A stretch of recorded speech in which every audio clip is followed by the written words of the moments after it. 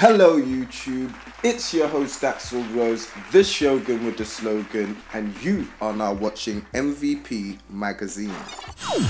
After the major turnaround Microsoft made last year in 2016 with the release of the Xbox One S, Microsoft managed to snatch away 2 MPDs from market leader Sony and follow up with a very impressive lineup of titles featuring games like Recall, Forza Horizon 3 and Gears of War 4. And as far as gaming was concerned, things looked like they were taking a huge turnaround for Microsoft and the Xbox as a brand.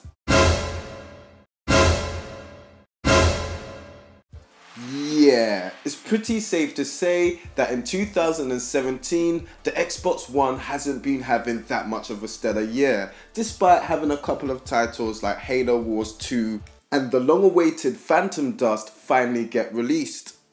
But to be honest, apart from those 2 games and a couple of multi-platform titles, the Xbox One's library has been looking pretty.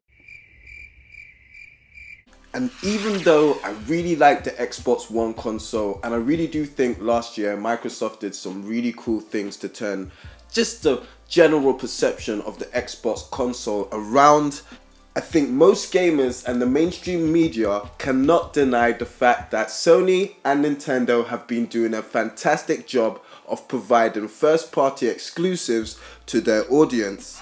And they've been hitting a wide variety of genres whilst they've been getting that task accomplished. And even though Microsoft had that pretty cool digital foundry reveal with the Xbox Scorpio, the hype for that is pretty much dying down, because to be honest, we're pretty much going to have to see the potential in action with some games, which is the main fault and the main chink in the armor of the Xbox brand. Now, this E3 is going to be very important for all 3 platforms.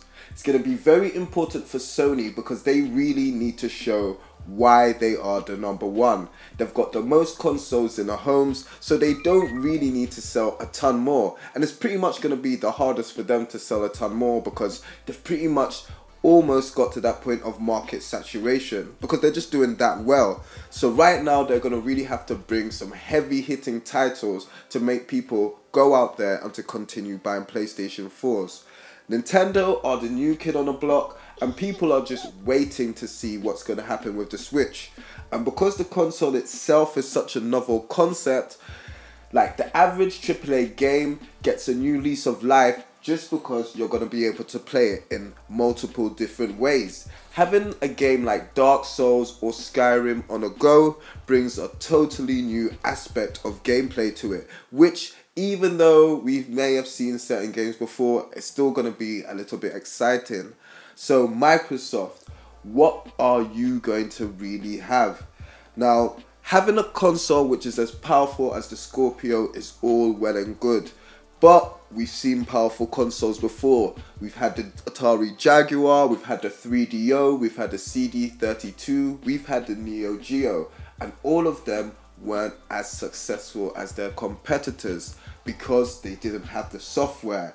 Now this is going to be a crucial time for Microsoft because, to be honest, they have gone a long time in this just kind of weird grey area where people have been saying that they need to deliver more IPs. Kind of the weird place where Nintendo is getting to. But as we can see, at least Nintendo's trying something new with ARMS.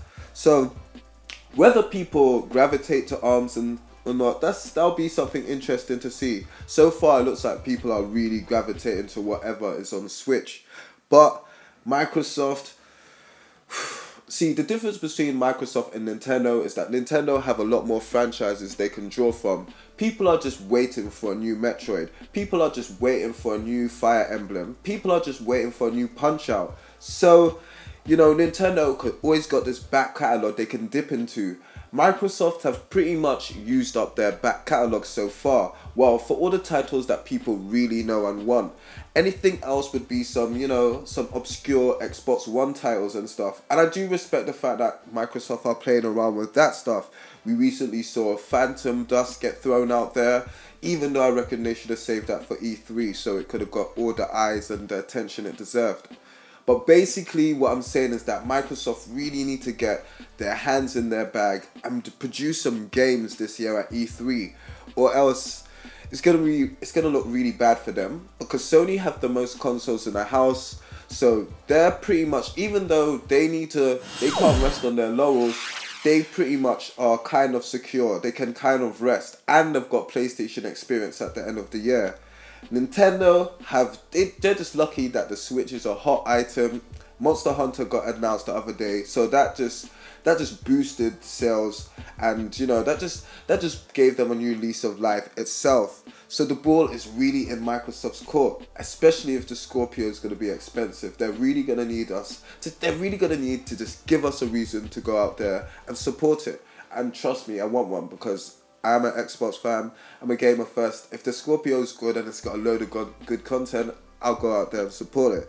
But if it's looking like the way things are now, it's like, what's the point? Multi-plats are cool and stuff, but we need some exclusives, baby. We need exclusives. So yes, people, let me know what you think. Can Microsoft pull it back at E3? Or would you reckon Nintendo are going to take it? Or is it Sony's game?